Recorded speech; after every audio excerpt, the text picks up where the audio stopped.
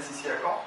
J'ai fait mon stage de fin d'études en 2013 à l'Open de tennis. J'ai découvert le tennis club de Caen lors d'une visite avec ma promo. J'ai tout de suite adhéré au club. On a eu la présentation de l'Open de tennis par Arrête Mobilité, qui était à l'époque président du club, qui est aujourd'hui maintenant élu à la ville. Et voilà, j'ai adhéré au projet, j'ai adhéré à la philosophie du tournoi. Je trouve que c'était un concept vraiment atypique, vraiment intéressant. Donc, je fais mon stage de fin d'études là-bas de mars à décembre. Et en 2014, donc l'année suivante, j'ai été pris sur les Jeux 4 mondiaux pendant 7 mois, de mars à septembre à peu près, où je gérais la flotte des véhicules des différents services du comité d'organisation. Donc je référençais les différents besoins de tous les services, je mutualisais les besoins entre les services, entre les sites, et donc j'étais en lien avec les prestataires et les personnes du comité. En septembre 2014, je suis revenu sur l'Open de tennis de Caen pour un CDD. Et avec toujours les mêmes fonctions qu'on va voir après. Et depuis, je n'ai pas quitté l'événement et je suis très heureux d'être là pour vous le présenter, du fait que j'ai fait cette formation-là et c'est toujours un plaisir pour moi de parler de l'Open de tennis. Alors du coup, la conférence elle va se passer autour de 7 points. Donc on va d'abord faire un petit historique de l'Open. Ensuite, on va voir les secrets d'une réussite, des chiffres clés du budget, l'Open à l'année. Le focus sur les bénévoles, la création du plateau et les limites de l'Open de Caen. Du coup, on va aborder chaque point et en fait, on vous proposera de poser des questions en fait, à la fin de chaque point. D'accord? Et du coup, on vous fera passer le micro au plein. Alors, petite historique, en fait, l'Open de tennis de Caen a été créé par le Tennis Club de Caen et donc créé et organisé en 2007. Donc c'est la 12e édition cette année. Pourquoi en 2007? Parce qu'en fait à l'époque le Tennis Club de Caen sortait d'une période un petit peu sombre avec pas mal de soucis de mauvaise gestion, clairement on peut le dire. Et donc Aristide Olivier a repris le club à cette époque-là et a dit, pour redorer un petit peu l'image du club, voilà, on va créer une autre Open à nous, on va faire quelque chose d'un peu différent, un peu spécial. On va partir du non classé, donc c'est-à-dire que les gens qui n'ont jamais fait de match de Dragon, ce qui est mon cas, pour l'instant, et jusqu'au numéroté français. Donc aujourd'hui il y a 100 numérotés français, donc il y a les plus connus qui sont Gasquet, Tournier, etc. Voilà, jusqu'au 90e, 100e qui sont évidemment moins connus. Donc voilà, l'idée c'était d'ouvrir à n'importe qui, tant qu'on a une licence de tennis, on peut participer à l'événement. Et l'idée c'est de faire quelque chose de qualitatif et de convivial. Donc c'est ce qui a été mis en place dès 2007. Et on voit que la manière est assez vite, parce que dès la deuxième édition, on a fait venir Colin Mathieu, qui était 25e mondial à l'époque. Donc il faut quand même imaginer que le 25e joueur mondial vient dans un petit club de Provence, à Caen, en novembre, et c'était pas chaud, son mec était super chaud. Donc voilà, c'est grâce à lui qu'il y a eu un vrai déclic pour le tournoi, une vraie locomotive. Et il est revenu également en 2008, même pas mal d'éditions après, c'est pour ça que c'est devenu le terrain. Donc en 2008, il est venu avec le Drana qui à l'époque était quand même au top de leur classement. Donc pareil, la mayonnaise a pris, petit à petit ça fait effet boule de neige et l'événement a évolué. Et en 2009 et 2010, on a eu notamment l'avis de Jean Gachassin qui était président de la FFT à l'époque. Voilà, c'était quand même un gage de reconnaissance, il faut quand même savoir, voilà, on n'est que Caen, entre guillemets, c'est un peu de Provence, et qu'il y a un président de fédération se déplace pour ce type de tournoi, c'est extrêmement rare, donc c'était vraiment une belle reconnaissance. En 2011, en fait, il y a eu une scission, parce qu'effectivement en 2010, les murs étaient trop petits, ils venaient sur le camp, clairement au niveau du public, on recevait trop de personnes, et à l'époque, cette période-là était gratuite, et il y avait trop de monde, donc la direction a pris la décision osée, parce qu'à l'époque c'était un vrai challenge, de scinder l'événement en deux parties. La première, toujours au Tennis Club de Caen, ce qu'on appelle aujourd'hui la phase des qualifs, qui commence d'ailleurs cette année le 7 octobre. Toujours le même principe, non classé au numéroté français, avec des consolantes, pas mal de prix, pas mal de lots, etc. Et il faut savoir que la particularité de l'Open de tennis de Caen, même si aujourd'hui on n'est plus les seuls, on a été les premiers à le faire, c'est que les deux meilleurs joueurs du tableau principal intègrent le tableau final avec des joueurs connus ensuite au Zénith. Et également les finales 3e et 4e série, donc 3e et 4e série, pour ceux qui ne connaissent pas, ce sont vraiment des joueurs amateurs, font leur finale au Zénith de Caen, à deux conditions que certains grands tournois ATP, devant des milliers de personnes, ils ont accès au kiné, ils ont le chauffeur, voilà, c'est les mêmes conditions quand même, pour eux c'est exceptionnel. Eux qui tuent le dimanche jouent devant 10 personnes, et les 10 personnes c'est leurs parents, leurs amis, là ils jouent devant des milliers de personnes, donc on veut dire que la pression elle est là. Et c'est un moment vraiment pour avoir échangé avec ces joueurs-là, c'est un moment inoubliable, ils m'en parlent encore. C'est vraiment atypique ce format-là, et vraiment il est très fier. donc c'est vrai qu'en 2011, on a fait ce qu'on appelle la phase des qualifs et la phase finale aux Zénith de Caen, où là on fait venir des joueurs de classe mondiale, notamment Gilles Simon qui a gagné en 2011, Ali Gasquet en finale, Tsonga, le Mapper, tous ces joueurs-là, qui sont déjà venus plusieurs fois. 2013-2014, on a ouvert, toujours sur le même principe, nos joueurs étrangers, on a fait notamment David Dauphin, Pablo Andorra, qui est un peu redescendu maintenant, qui est fait, mais c'est Roberto Bratislava qui poste régulièrement entre la 15e et la 30e place mondiale tous les ans, et qui vient régulièrement, c'est un super joueur, un espagnol qui est vraiment exceptionnel. Et le nombre de bénévoles augmente également tous les ans, parce qu'il y a de plus en plus de matchs, il y a de plus en plus de pression, de plus en plus d'exigence de la part des joueurs qui viennent, parce qu'ils ont de plus en plus côté. Donc on est passé à 150 en 2013-2014. Et également en 2013, on a eu la diffusion en direct de la finale sur la chaîne Équipe 21 à l'époque. Depuis, ça n'a pas été renouvelé. Pourquoi? Parce qu'en fait, on voit bien maintenant, c'est la chaîne Équipe, c'est plus Équipe 21. Ils ont totalement fait une refonte de leur programmation. Le tennis ne fait plus partie de leur priorité, sachant qu'il y a beaucoup de concurrence avec Bein, avec Canal et avec Eurosport. Ils ont préféré laisser le terrain. Et voilà, on a été diffusé en direct. En 2015, on a vraiment franchi un palier avec la première venue de Tsonga. On a fait guichet fermé mardi, mercredi, ça ne nous était pas jamais arrivé jusqu'à présent. C'est-à-dire qu'il y a 2 jours de suite, on a 5000 personnes en Zénith pour voir du tennis.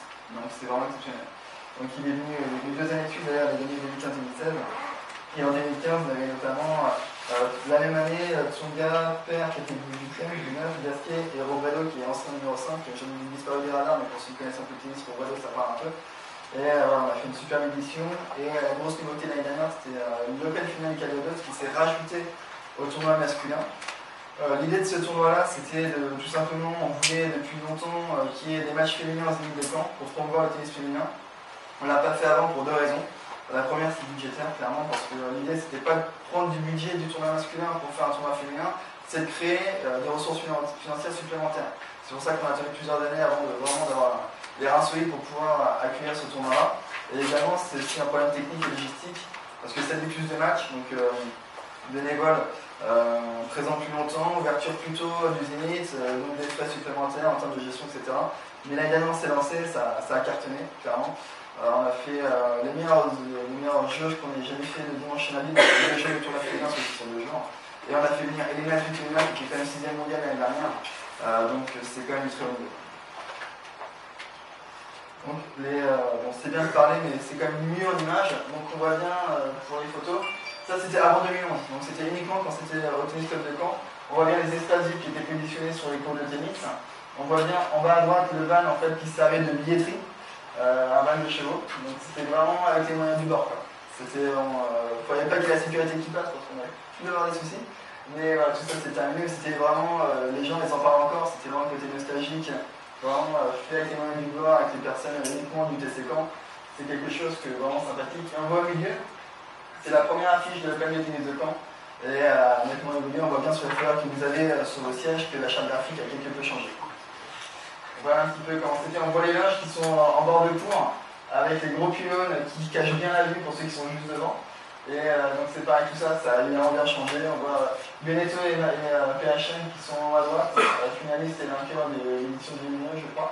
Voilà, on voit bien que tout ça a changé, mais vraiment c'était très sympa et on a un excellent souvenir. Donc, pour revenir un petit peu sur la création de l'Open, est-ce qu'il y a eu une étude de marché qui a été réalisée avant la création de l'Open de lancement et est-ce que vous attendiez à cette réussite?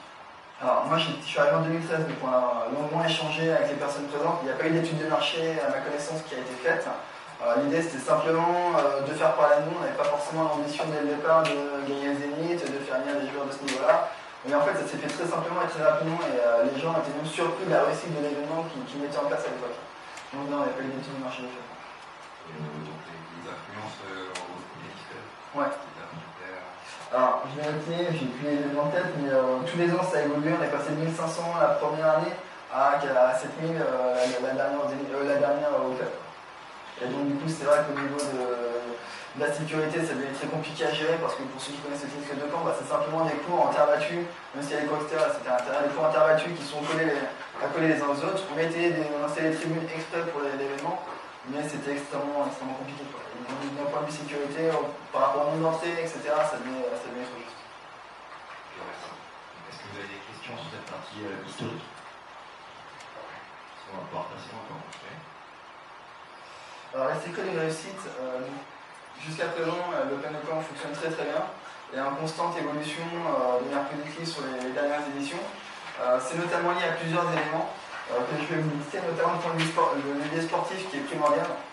Les gens ils viennent à l'Open de Caen, pourquoi? Parce qu'il y a des grands joueurs, ils viennent pas à l'Open de Caen parce que c'est l'Open de Caen. On n'est pas Roland Garros, les gens viennent en fonction des joueurs, et les joueurs qu'on fait venir tous les ans, ça évolue, on arrive à se renouveler, à faire venir des joueurs étrangers, à faire venir des top joueurs français. Tsonga, quand il est venu en 2015, il était 10e mondial, même si cette année il a une saison plus compliquée, il ne faut pas oublier quand il est venu top de son niveau. Voilà, donc effectivement ça joue, je vous expliquais tout à l'heure comment on arrive à faire venir ce type de joueurs. Donc il y a ce levier-là. Il y a le fait qu'on ait un positionnement stratégique sur le calendrier ATP, parce que nous, encore une fois, on n'est pas ATP, on est amateur, on n'est pas sur le circuit professionnel. Donc évidemment, on a réfléchi 2 minutes, on s'est posé, on a pris une date qui est sur une période où les joueurs ne font pas des circuits professionnels, mais sont sur une phase de reprise. C'est-à-dire que voilà, ils ont une semaine, 10 jours de vacances avant, ils reprennent, ils font du foncier, c'est parfois leur premier match en compétition. Et pour eux, c'est extrêmement intéressant parce que ça leur permet de faire des matchs contre des joueurs de top niveau sans la possibilité de perdre de points ATP. Voilà, ils ont la sécurité de ne pas perdre de points, de ne pas descendre de leur classement parce qu'il n'y a pas de points derrière à défendre. Et en même temps, ils jouent face à des joueurs d'un top niveau, ce qui les prépare avec l'Open Australie qui a eu un mois après, sur une surface similaire avec un type de base similaire. Donc pour eux, c'est une préparation qui est exceptionnelle. En plus, pour les meilleurs sur 2 jours, ils emmagasinent beaucoup d'expérience, beaucoup de matchs, et puis après ils sont bons, ils ne mobilisent pas longtemps, et c'est une super préparation pour eux. Et sans pression. Et en plus, ils jouent devant des fois 5000 personnes quand c'est plein.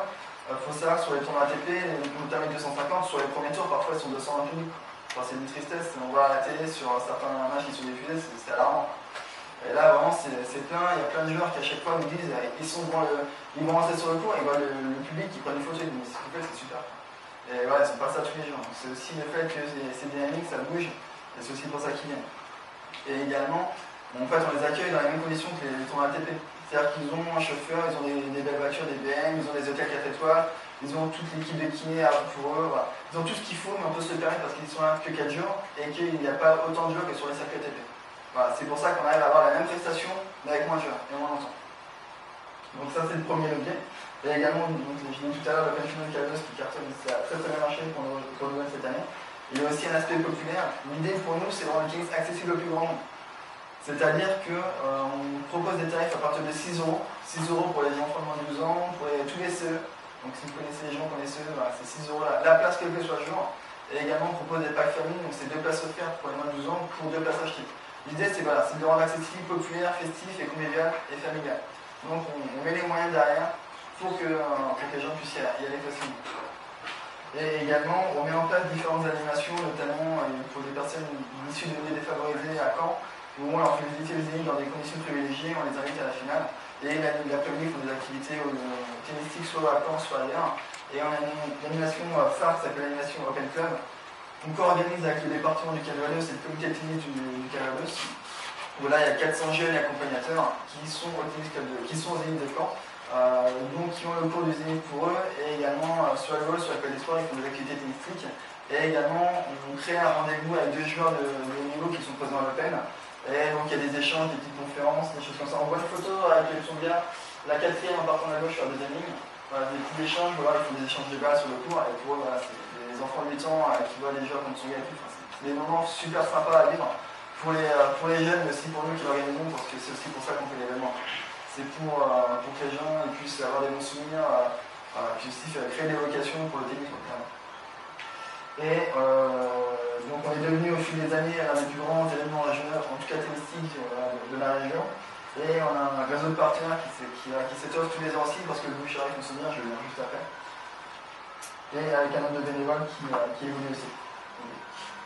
Alors justement, pour remonter au niveau des entrées, tu as parlé un petit peu de toutes les places et de toutes les actions que vous mettez en place pour avoir des places assez populaires.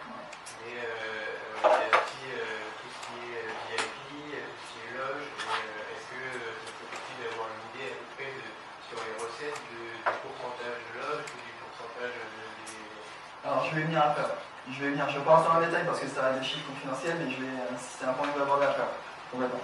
Et au niveau du système de comptage pour les invitations, tout ça, tu vas aborder ça après aussi non, je peux en parler. Ouais. En fait, tout simplement, on travaille avec City Live et tous les revendeurs de billets, ils nous donnent leurs chiffres. et puis on les additionne, tout simplement. Vous savez, vous arrivez à gérer en temps réel un peu Ouais, on a toutes les semaines, j'ai un décompte de City Live sur le nombre de billets vendus. Et puis après l'Open, on a le décompte de tous les autres distributeurs, donc Ticketnet, Ticketmaster maintenant, Fondini, etc. Ouais. Et puis on additionne évidemment nos places VIP, nos places en loge et nos places VIP qui sont dans les gradins. On additionne les tout. Donc toujours dans les leviers qui font la réussite de l'événement, c'est qu'on a un relais médiatique assez important, notamment régional, parce que, encore une fois, c'est un événement phare de la région, donc les médias jouent le jeu et communiquent beaucoup sur nous, notamment pour la phase finale, non pas la qualité, mais surtout pour la phase finale. Et donc on est présent beaucoup dans la presse, à la radio et puis à la télé. Et puis on a également un intérêt pour l'équipe, Canal+, et puis notamment BFM, viennent régulièrement, s'intéressent à ce qu'on fait, donc c'est assez valorisant. Et donc c'est pour ça qu'on a une notoriété à l'échelle nationale. Ça c'est vraiment pour ceux qui connaissent le tennis. Hein. Ceux qui ne connaissent pas le tennis à l'échelle nationale, vous ne connaissez pas. Mais ceux qui connaissent le tennis, le Open ça commence à parler. Même à Marseille, dans cette zone-là. Et également, on voit un petit extrait du magazine Tennis Magazine, c'était de mars, où on est comparé à différents tournois ATP. Et l'article est vraiment intéressant, vraiment sympa. Et mis en avant la qualité de notre plateau par rapport à certains tournois ATP, qui sont des budgets nettement supérieurs à nôtres et pas forcément des joueurs aussi intéressants d'un point de vue sportif. Et également l'année dernière, on a eu une belle reconnaissance de la FED, de la FFT, qui s'est déplacée avec son président et avec la Coupe Davis qui a été gagnée 2 semaines avant. Donc ça, pour tous les bénévoles de l'Open, c'était un moment inoubliable, ils étaient tous devant à prendre des photos, c'était vraiment un super moment. Même pour nous, c'était une belle reconnaissance, une vraie fierté de recevoir ce type de trophée, et puis je pense qu'on n'est pas prêt de le revoir, vu ce qui se dessine l'année prochaine en Coupe Davis. Donc par rapport au média de l'attaché de presse, comment c'est géré en termes de relation avec Ouais, je vais l'avoir un tout petit peu après, mais je ne peux en parler tout de suite. En fait, clairement, c'est moi qui m'occupe de tout ce qui est presse, qui m'occupe de tous les éléments en fait. Et donc je suis en lien avec les différents intervenants, les différents médias, que ce soit nos partenaires. Moi j'envoie des communiqués de presse régulièrement en fonction des informations que je veux relayer.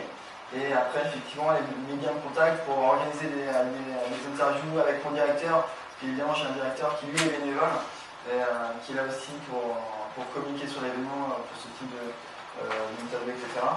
Et effectivement, voilà, c'est vraiment, on crée des communiqués de presse, on envoie les dossiers de presse, et après, les médias, eux, reviennent vers nous pour ceux qui veulent relayer et qui veulent avoir un peu plus d'informations.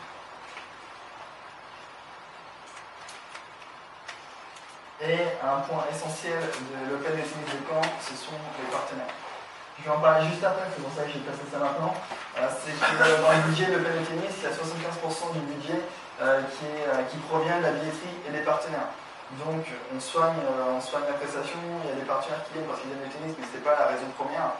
C'est qu'on a un réseau qui commence à s'étoffer et qu'en décembre, il n'y a pas grand-chose dans la région et donc du coup les gens viennent à l'Open de tennis pour un petit peu se montrer. Et c'est pour ça qu'on essaie de soigner les prestations et que les loges sont vraiment au bord du cours, ne sont pas surélevées sur certains, contrairement à certains tournois, mais vraiment sont au bord du cours. Le cours est relativement étroit, entre guillemets, bien sûr, il répond à la charte de l'ATP, tout répond à la charte de l'ATP. Mais au niveau des dimensions, il y a différents, comme au foot, il y a différentes tailles de terrain, et là vraiment, on respecte les conditions, mais on est vraiment réduit pour que les partenaires soient au cœur du jeu. Et ça fonctionne plutôt bien. Et on a 2 espaces aménagés qu'on voit. On voit l'espace cocktail là, avec la maquette violette, et la première photo à gauche, ce qu'on appelle le bardellage. Ce sont des espaces totalement différents, il y en a un qui est plus cocooning et l'autre qui est plus feutré. L'idée, c'est de créer des ambiances différentes et de créer par une dynamique et que les gens re-signent. Clairement, le budget c'est de la guerre de tout événement et l'idée c'est que les partenaires soient satisfaits pour qu'ils re-signent l'année prochaine. Donc au départ, comment on crée ce réseau de partenaires au départ quand on lance Là c'est compliqué. C'est compliqué parce que ça se fait petit à petit en fait. Une année fonctionne bien, le bouche à oreille petit à petit, on voit que les joueurs sont de plus en plus cotés, donc voilà, c'est un effet boule de neige, un effet positif. Et voilà, c'est le bouche à oreille, le fait qu'on fasse venir des joueurs connus et le fait qu'on ait aussi fait une transition au Zénith, ça a vraiment boosté clairement les prestations. Et ça nous a offert plus de possibilités en termes de prestations. Pour avoir un ordre d'idée, là aujourd'hui vous êtes à plus de 80 partenaires, donc vous avez commencé, vous étiez à combien? Alors malheureusement je n'étais pas là, mais je pense peut-être une quinzaine. Ouais, une quinzaine, une vingtaine max. Du coup, vous avez des questions sur ce point-là? N'hésitez pas. Donc rapidement quelques points sur le budget. Il faut savoir pour donner une idée que c'est un budget avoisinant 650 000 € avec les aides indirectes. Qu'est-ce que sont les aides indirectes? C'est tout simplement, par exemple, la ville de Caen qui met à disposition un réseau d'affichage qui est valorisé, qui est chiffré, la ville de Caen qui pose le plancher du cours du tennis. Tout ça, c'est des choses qui sont valorisées, qui sont impactées dans le budget. Et ce ne sont pas de l'argent qu'on perçoit directement. C'est pour ça que je précise avec les aides indirectes incluses. Donc, on est à Cogidon à 75% que les billetteries partenaires privés. Et il faut savoir que la partie sportive, donc la dotation des joueurs, le pass monnaie, l'hébergement, la restauration, toute l'équipe kiné, etc., c'est aux alentours de 230 000 €. Voilà, tout est globalisé. Je ne montrerai pas en détail de quel joueur touche quoi, parce que ça c'est confidentiel. Évidemment, ça dépend de la notoriété du joueur, ça dépend de son classement, ça dépend de sa saison. Voilà, c'est évident. Pour ce qui est de l'organisation générale, on est à peu près sur un même montant. Qu'est-ce que ça comprend? C'est l'allocation du zénith, l'allocation des différents espaces vifs, l'allocation de la résine, du plancher, la gestion des bénévoles. Voilà, tout ça, ça comprend à peu près 230 000 €. Et également à peu près 100 000 € pareil, avec les aides indirectes, c'est pas 100 000 € qui est en cash. Au niveau de la com, donc les réseaux d'affichage, la différente charte graphique, notamment c'était l'an dernier qu'on a modifié avec la règle du tournoi féminin, les différentes insertions à la radio, sur les encarts presse, etc. Voilà un petit peu ce que je peux vous dire sur le budget. Est-ce que dans le budget com, tu valorises ce que font les vols? Ouais. Les masters qui travaillent justement sur le thème Ouais. Quand je crée des dossiers de subvention, effectivement, il y a une mention qui est charge des bénévoles entre guillemets, et effectivement, on se doit de valoriser. Alors là, c'est plus sur ma partie à moi, mon travail à l'aide. En fait, je suis le seul salarié du Tennis Club de Caen qui travaille sur le plan de tennis. Donc, je m'occupe des 3 leviers essentiels pour tout événement, que ce soit la communication, dans l'ordre de partenariat, parce qu'on n'a pas de budget sans partenaire, la communication et la logistique. Comme je dis, j'ai un directeur qui est au-dessus de moi, qui s'appelle Emi Agostini, qui est professeur de médecine et puis qui est responsable de la médecine nucléaire et cardiologue aussi au CHU de Caen. Donc, il est directeur bénévole. Et tous les deux, voilà, on traite tous ces sujets à l'année.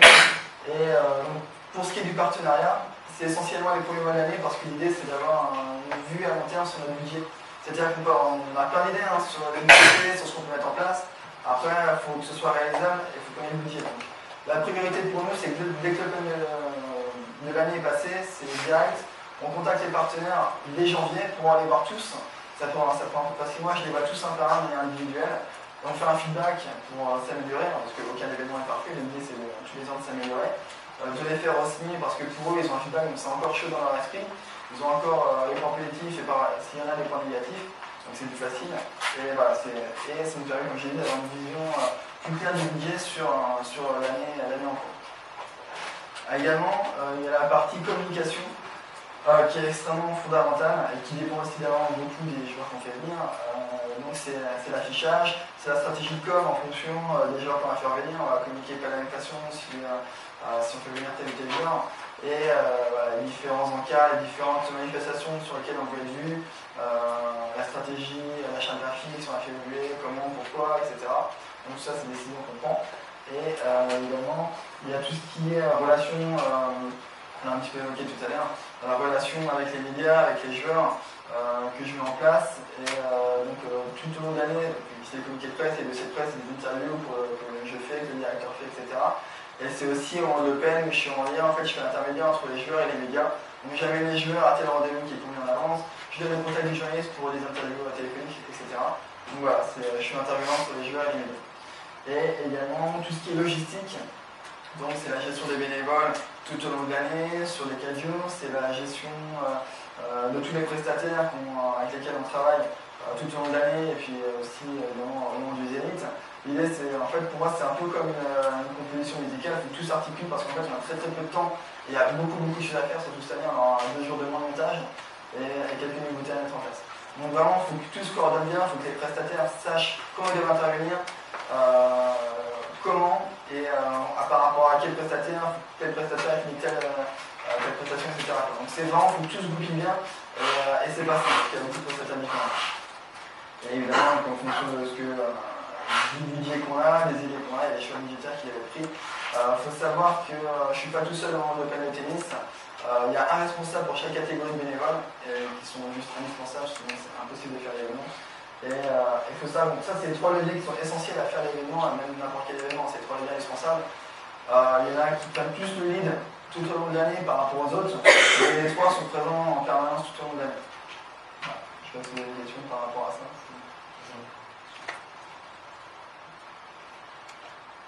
Oui, un mot aussi sur le niveau des partenaires, on comprend bien qu'il est très important. Pour ceux qui ne connaissent pas l'événement, on sait que l'Open commence à se positionner un petit peu comme un endroit où il faut être lorsqu'on est dans le CNS. Mais c'est pour comprendre un petit peu quelle est votre stratégie de partenariat, notamment sur l'engagement des partenaires. Ça, ce sera la première question. Est-ce que finalement tu es contraint de les renouveler tous les ans ou tu commences à arriver à leur imposer de s'engager pour 2-3 ans, ce qui serait plus confort pour vous? Ça, c'est la première question. La deuxième, c'est sur la qualité de la prestation. Tu as évoqué le bar des loges et l'espace qu'il y a derrière, mais là, c'est écrit, voilà, tu essaies d'améliorer l'expérience partenaire. Comment est-ce que tu essaies de faire? Est-ce que tu as réussi à les dégoter, je ne sais pas, dans d'autres fournisseurs, etc.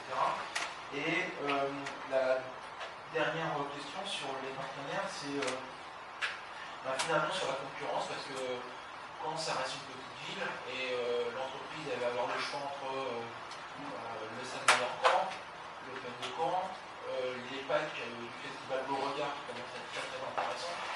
Et du coup, est-ce que tu parviens à les fidéliser et à les renouveler sans trop de perte? Voilà. Alors, je vais essayer de répondre à tes 3 questions dans l'ordre. Donc la première, alors, effectivement, nous, on renouvelle à l'année. Donc c'est aussi pour ça que c'est assez contraignant et que c'est parfois un petit peu fatigant parce que du coup, il faut tous les revoir, pas forcément les convaincre parce qu'ils connaissent l'événement, il y a un truc de fidélisation qui est extrêmement élevé. Mais voilà, tous les revoir et puis les faire re-signer. Donc on commence à se poser la question pour l'année prochaine, on va voir. Je sais que les plans de la liberté le font. On commence à se poser la question pour les principaux. Le deuxième point, c'est par rapport à l'expérience partenaire. Effectivement, c'est aussi pour ça que c'est très utile de les revoir, c'est parce que ça nous donne un retour de l'extérieur sur ce qu'on propose. Globalement, ils sont tous très positifs. Après, voilà, on essaie de s'entourer de nouveaux prestataires depuis 2 ans avec l'agence CO Carré, l'agence d'événementiel, qui nous a redynamisé un petit peu le bar des loges de manière encore plus cocooning et toujours plus sympa. Et on a d'autres idées aussi, notamment pour cette année. Et justement, tous les ans, c'est des petites touches parce qu'on n'a pas un budget extensible et que la priorité pour nous, ce sont les joueurs, clairement. Mais effectivement, tous les ans, on essaie de mettre en place des nouveautés. L'année dernière, toute la déco a été refaite, il y a eu une photo. Cette année, on va mettre une petite surprise dans l'espace cocktail pour les partenaires. Donc voilà, tous les ans, on essaie de s'améliorer. Et le troisième point, oui, une concurrence, c'est clair. On va pas se mentir. Après, nous, clairement, elle est saine. On s'entend très bien avec tous les événements. D'ailleurs, on communique réciproquement sur les courants, sur Beauregard. On s'entend très très bien, ça se passe très bien.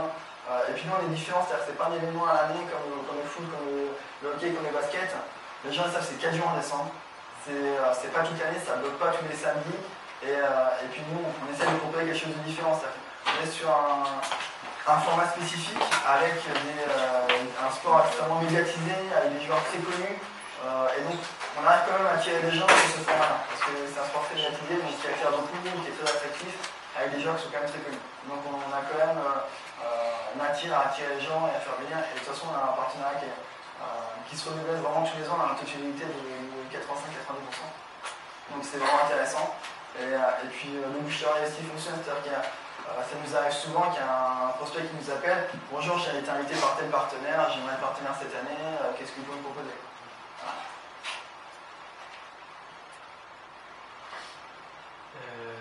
Pour revenir juste rapidement, du coup, en fait, comme ton travail à nous, en fait, tu travailles uniquement avec des bénévoles. Comment tu gères le fait de travailler avec des bénévoles et comment tu le ressens?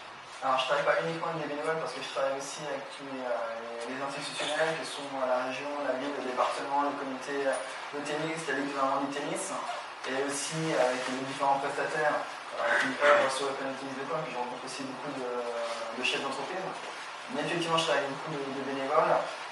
Non, ça se passe très bien parce qu'on sait ce qu'on peut demander à un bénévole, on sait ce qu'on ne peut pas demander à un bénévole. Quand on sait ça, quand on pose des bases, ça se passe très bien. Et d'ailleurs, pareil comme pour les partenaires, on a un taux de fidélisation qui est extrêmement élevé. Et c'est pour ça que du coup, ça va tout seul.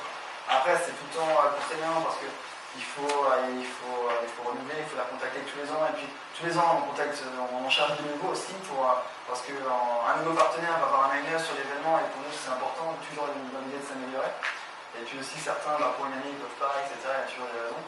Et non, ça se passe très bien. Et encore une fois, l'idée, ce qu'il faut, ce qui est essentiel, c'est de savoir ce qu'on peut leur demander, ce qu'on peut leur demander, et de poser un cadre. En tant que bénévole, voilà, vous aurez ça, vous aurez t-shirt, vous aurez la restauration, vous aurez ça.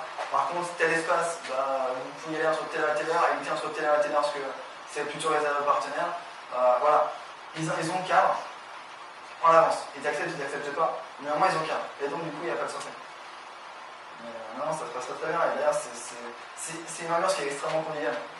Tous les partenaires, en fait, les bénévoles entre eux se voient une fois par an, ça va plein de temps, c'est un plaisir pour eux de se retrouver, de pouvoir échanger.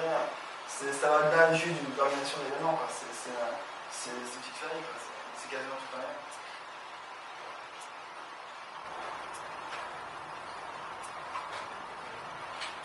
Du coup, on a un petit peu empiété, mais c'est pas grave.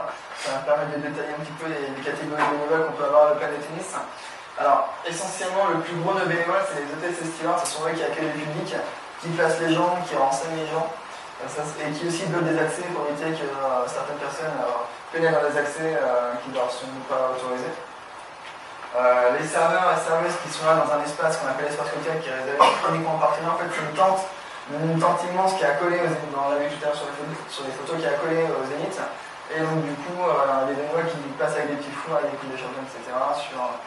Auprès des partenaires, on a ce qu'on appelle les techniciens. C'est un nom compliqué, mais c'est simple. C'est la gestion du score grâce à une application. Monter à la poursuite. La poursuite, c'est un gros spot lumineux qu'on dirige sur les joueurs quand ils rentrent et quand ils sortent. Et diffuser les clips des partenaires entre les matchs, entre les sets. Et donc après, tout cela, il n'y a pas besoin de formation. Ceux d'après, il y a une formation qui est nécessaire, notamment les ramasseurs de balles, les chauffeurs, les kinés, les arbitres et les juges de ligne. C'est pour ça que ceux-là, on les recrute en interne, on ne communique pas dessus. Et donc on a à peu près 180 bénévoles au Zénith, et on en recrute encore. Si il y en a qui sont intéressés, ils peuvent venir me voir après, je vais de vous répondre. Et comme pour tout événement, ils sont indispensables. Sans les bénévoles, il n'y a pas d'événement. On les remercie chaleureusement, encore une fois, et comme tous les ans, de nous suivre et de nous faire des choses. Et donc, sur cette question des bénévoles, est-ce que sur un tournoi ATP, est-ce que ces postes-là, est-ce qu'ils sont rémunérés? C'est des gens qui sont payés sur un tournoi ATP? Alors, ATP, c'est un format complètement différent. C'est-à-dire qu'on passe sur un format professionnel. Donc la plupart des gens, dirigeants en tout cas, sont salariés. Après, de toute façon, les bénévoles sont indispensables même sur des formats professionnels. Après, il y en aura forcément, mais peut-être à mon échelle. Mais pour être honnête, je n'ai pas creusé encore la question. Forcément, à nous, alors ils n'ont pas un salaire, mais ils ont une gratification pour notamment les frais de déplacement. Mais Des questions par rapport aux bénévoles?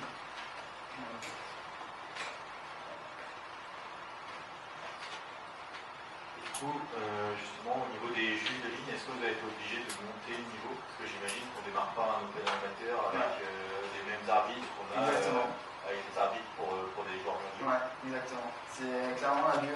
Alors, là, il y a un responsable technique par rapport à ça, c'est Michael Léminaire, qui s'occupe des arbitres, mais c'est complètement ça.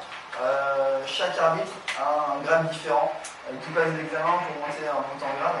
Et effectivement, on a dû augmenter l'exigence pour la prestation de l'Open Tennis de Cameroun.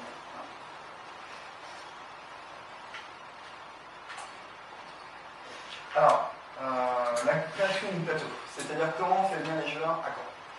Comment on fait venir les joueurs comme Songa, comme Gasquet, comme David Ferrer ou Duclina à Caen. Alors, on passe essentiellement par l'UNJPT, c'est l'Union nationale des joueurs professionnels de tennis. C'est une association qui est là pour défendre les joueurs professionnels français. Et c'est pour ça que la plupart des joueurs numérotés sont affiliés à cette association. Notamment Tsonga, je crois qu'il est trésorier et vice-président. Donc la plupart des joueurs pros sont déjà dedans. Et on a un intermédiaire unique au sein de l'Union nationale qui travaille pour nous. En fait, clairement, tous les ans, on a une liste des joueurs qu'on va faire venir. Après, c'est très bien qu'il y a des joueurs qu'on ne pourra pas faire venir, on va faire venir tout à l'heure. Mais voilà, on a une shortlist. Lui, il travaille pour nous, il les contacte arrivent directement, ils passent pas par les agences, ça c'est très important comme différence. Ils passent directement par eux parce qu'ils les connaissent personnellement, parce que eux déjà travaillent dedans. Donc ils passent directement par eux.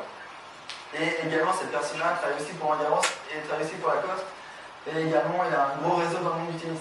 C'est aussi pour ça qu'on a fait 15 UTMB l'année dernière, parce qu'il connaissait très bien son entraîneur. Voilà, donc c'est essentiellement par ce réseau-là, et également par le Boucherin qui fonctionne très bien entre les joueurs. C'est pour ça que David Ferrer est venu l'année dernière, c'est un très bon ami de Roberto Bautista Agut. Il lui a dit voilà, viens à Caen, c'est vraiment un super tournoi, en plus c'est court, c'est vraiment intéressant que tu viennes. Je fais comme ça quand tu viens ce type de joueurs. Donc ça c'est pour les hommes, et pour les femmes, il y a un petit peu l'équivalent de l'NJPT, ça s'appelle ProL. C'est l'équivalent, et donc c'est pour ça qu'on fait des joueuses comme Clara Durel, qui n'est pas encore connue aujourd'hui, mais qui va l'être demain, je vous l'assure. Les 8e joueuses au classement ATP, WTA Junior, elle est régulièrement en finale du Grand Chelem Junior, elle a eu sa première carte en Fed Cup cette année, en début d'année. Voilà, c'est vraiment une joueuse en devenir et c'est une joueuse à suivre. Voilà, c'est un exemple parmi d'autres. Et on a fait venir aussi Pauline Parmentier l'année dernière par Poel qui font une très très belle saison cette année. Qui revient bien. Donc voilà un petit peu comment on fait venir les joueurs. Si justement vous passiez par les agences, ça aurait quelles conséquences en fait Alors déjà ça aura des conséquences budgétaires nettement supérieures parce qu'on n'est plus du tout dans le même format. En fait les joueurs ils viennent à l'Open de Caen, ils viennent pas pour rien, on va pas se mentir, mais ils viennent pas forcément pour l'argent. C'est pas le premier levier, ils viennent à Caen parce qu'ils sont dans la ligne nationale, parce qu'on a de bons rapports, parce qu'on fait la promotion du tennis en Provence et parce qu'on a un format typique et que maintenant on a une certaine notoriété et qu'ils savent que les joueurs quand ils viennent sont super encadrés, ils ont tout ce qu'il faut, ils manquent de rien. Voilà, donc c'est surtout ça et ils ont une bonne préparation et c'est court. C'est surtout pour ça qu'ils viennent, c'est pas forcément pour l'argent. Mais effectivement, avec des agences, ce serait différent, on serait plus sur un format type ATP, où là, effectivement, les enveloppes sont plus élevées, ils ne comprennent pas forcément qui on est. Nous, on est vraiment tournoi amateur, je me rappelle, pour la promotion du tennis, et les agents, c'est pas forcément la même philosophie. Donc ça, les joueurs qui viennent, ils le comprennent bien.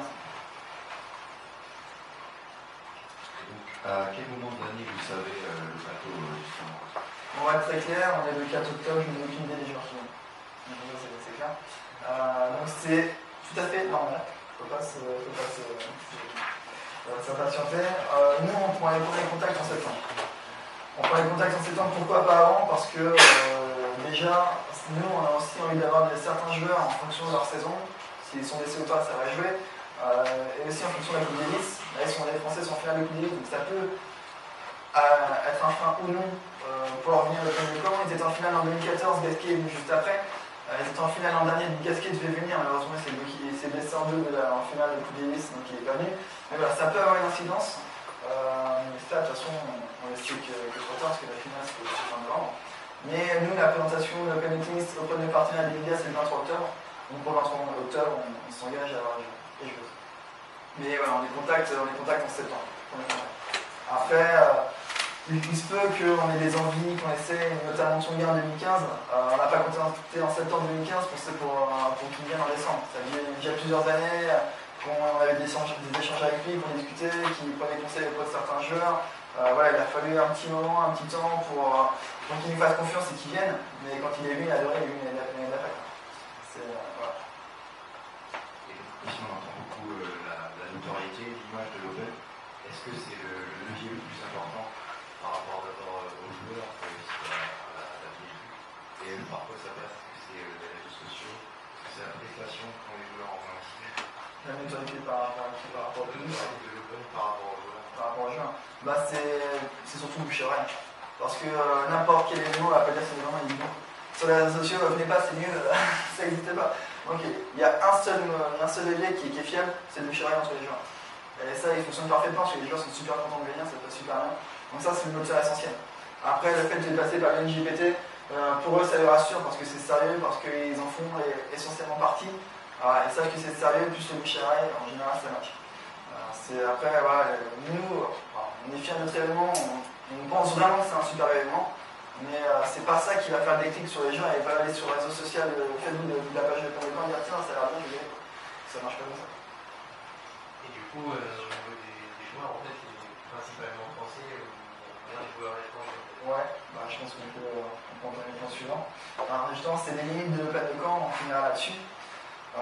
C'est la transition. Alors effectivement, le NJPT, ce sont les joueurs français. Donc on a avant tout les joueurs français parce que c'est la promotion aussi du tennis français. L'année dernière c'était atypique parce qu'on avait une finale 100% espagnole et on avait le trophée de la Coupe Davis et demain la FFT qui a eu le trophée.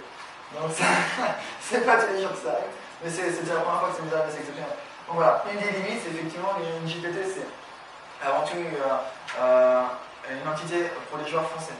Malgré tout, on arrive quand même à toucher des joueurs étrangers par d'autres leviers, par d'autres réseaux. Mais ça, petit à petit, là, ça m'a fait venir David Goffin plusieurs fois, Roberto Bautista-Agut qui vient plusieurs fois, David Ferrand. Voilà, ça vient petit à petit, mais malgré tout, ça reste avant tout les joueurs français. Mais effectivement, ça peut être un frein pour faire venir des joueurs étrangers, même si on voit que ça vient. Il faut être patient, mais ça vient. Et aussi dans les autres freins, on voit que ce qui fait notre force, c'est aussi notre faiblesse, c'est que, j'ai dit tout à l'heure, on n'est pas en ATP, donc ça nous permet une liberté extrêmement intéressante pour faire en termes de qualité de joueur, de plateau de joueur, de positionnement stratégique sur le calendrier. Mais c'est aussi un frein parce qu'on n'est pas ATP, donc on ne donne pas de points ATP. Et donc les gens, quand ils jouent pour un classement français, mais quand on est dans le team mondial, le classement français, on s'en fout. Donc effectivement, on a des joueurs qu'on aimerait faire venir, qui ne viennent pas pour le moment, parce qu'ils ne jouent que des tournois ATP. Voilà. Et puis enfin, dernière limite, entre guillemets, c'est quand sponsoring. Mais effectivement, on est en concurrence aujourd'hui avec des exhibs qui se font au Moyen-Orient ou en Asie, où là, clairement, les Pride Mondes n'ont rien à voir. Par contre, c'est sur des durées beaucoup plus longues que nous. Nous, c'est 2 jours pour les meilleurs, 4 jours pour ceux qui font tout le match. Là, on est sur une semaine ou 2, mais voilà, ce sont des Pride Mondes qui n'ont rien à voir avec nous. Et donc du coup, on sait très bien qu'à cette période de l'année, outre-Atlantique, les joueurs, c'est parfois pas évident de les avoir, parce qu'ils restent outre-Atlantique. Voilà, c'est un des freins. Mais ça ne nous empêche pas quand même, malgré tout, cette 12e édition, on est en montant en puissance encore aujourd'hui, on a encore un potentiel, je pense, à exploiter, et je pense qu'on a encore de belles éditions à venir. Voilà un petit peu. Et dernier point, je vous conseille, pour ceux qui ne connaissent pas, mais pour ceux qui connaissent, de venir cette année parce qu'on voit quand même l'édition, on voit le palmarès de l'Open. En 2007 c'était Jordan Dove, je suis sûr que personne ne les connaît. Alors bon, c'était 11 ans maintenant, enfin 12 ans, c'était un joueur qui était numéroté mais qui n'était pas dans les meilleurs. Et on voit aujourd'hui que le tenant du titre c'était David Ferrer, ex-numéro 4 mondial, qui a gagné 3 Coupes Davis, plusieurs Masters 1000. Voilà, pour donner un délai, avec son gars qui est venu, qui était numéro 9, qui était numéro 10 mondial. On voit l'évolution du niveau d'exigence de l'Open de Caen. On voit Zoukaina qui est venu pour la première fois pour le premier Open final de Calvados, qui était quand même 6e mondial. Donc ça va être difficile de faire mieux. Mais on y travaille. Donc voilà, je vous invite à être curieux, à venir voir l'Open de tennis, et notamment à venir voir les qualifs, pour participer, pour ceux qui ont une licence FFT. N'importe qui a une licence FFT peut participer au qualif de l'Open de tennis de Caen, qui commence le 16 octobre. Et je rejoins ce qu'a dit Boris, c'est-à-dire je le remercie parce que tous les ans, on a des super étudiants, et vraiment c'est des super étudiants qui font un super boulot en tant que community manager sur l'Open de tennis à partir des qualifs. Et je vous invite vraiment à rejoindre l'équipe cette année parce que c'est une super expérience. Parce que si vous faites les qualifs, vous faites aussi la phase finale derrière. Voilà, c'est les deux ensemble. Vous avez accès à des conditions privilégiées. Voilà, moi je vous avais uniquement dédié au community manager de l'Open de Caen. Vous êtes dans l'organisation, vous avez accès à des endroits qu'aucun média ne peut avoir accès. C'est une expérience super. Clairement, c'est une expérience vraiment génial, et parlez-en aux anciens qui l'ont fait et vous diront vraiment ce qu'ils en pensent. C'est top. D'ailleurs, j'ai même des anciens étudiants l'année dernière qui ont encore un œil sur l'Open de cette année et qui sont prêts à faire un coup dans 2 ans. Mais moi, j'invite vraiment les nouveaux étudiants à découvrir l'événement et à rester impliqués dedans. Et je remercie encore une fois Boris par rapport au travail qu'il fait, à tous les étudiants qui fait bien. Voilà. Je vous remercie.